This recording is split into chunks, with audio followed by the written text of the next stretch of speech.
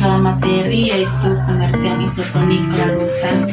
Isotonik adalah larutan di mana jumlah zat terlarut dan larutan yang sama tersedia di dalam sel dan di luar. Oleh karena itu, dengan menggunakan angka-angka di atas, sel yang ditempatkan dalam larutan air dengan 0,9% NaCl berada dalam keseimbangan. Pengertian hipertonik. Larutan hipertonik adalah larutan yang mengandung lebih banyak sel terlarut daripada sel yang ditempatkan di dalamnya. Jika sel dengan konsentrasi NaCl 0,9% NaCl yang berarti 99,1% air, jika larutan di dalam sel memiliki lebih banyak zat terlarut daripada larutan di luar sel, larutannya adalah hipertonik. Pengertian hipotonik larutan.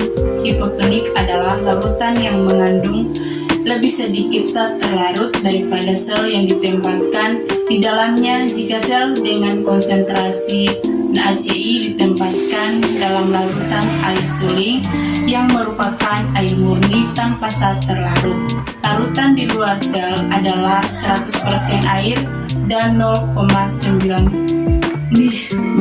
NC Sadik. Pengertian hipotonik larutan.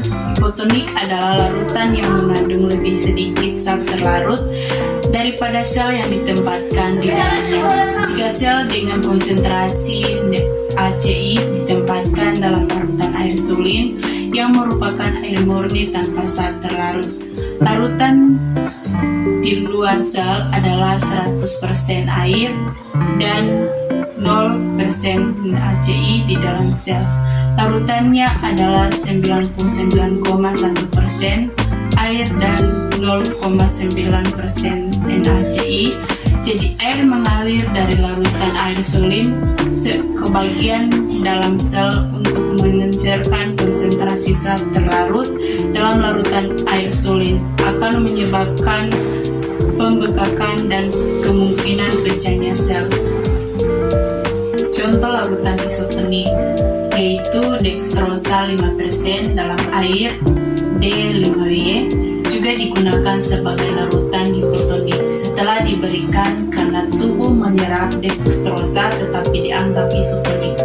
Larutan isotonik digunakan untuk meningkatkan volume cairan ekstrasel karena kehilangan darah, pembedahan, dehidrasi, kehilangan cairan yang telah hilang secara ekstraseluler.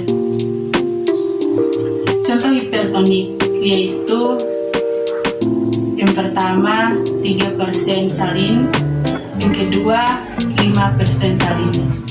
Ketika di larutan hipertonik digunakan, perlu hati-hati, kemungkinan besar diberikan di ICU karena efek sampingnya cepat timbul dari edema paru atau kelebihan cairan.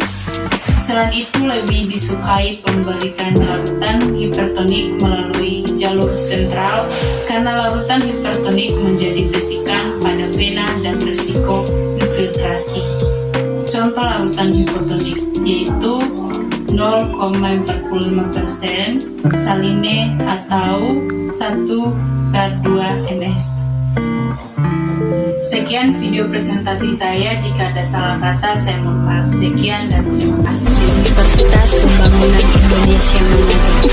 Bagi teman-teman baru lulus SMA, SMK, masih bingung masuk di mana, mari jo bergabung dengan Torang Universitas Pembangunan Indonesia Manado karena Universitas Pembangunan Indonesia Manado memiliki 6 fakultas dan 8 prodi. Khususnya bagi teman-teman berminat untuk menjadi perawat, mari bergabung bersama dengan kami, keluarga besar Fakultas Keperawatan Universitas Pembangunan Indonesia Manado. Bagi teman-teman jangan ragu dan takut masuk di Universitas Pembangunan Indonesia Manado karena Universitas Pembangunan Indonesia Manado sudah terakreditasi B.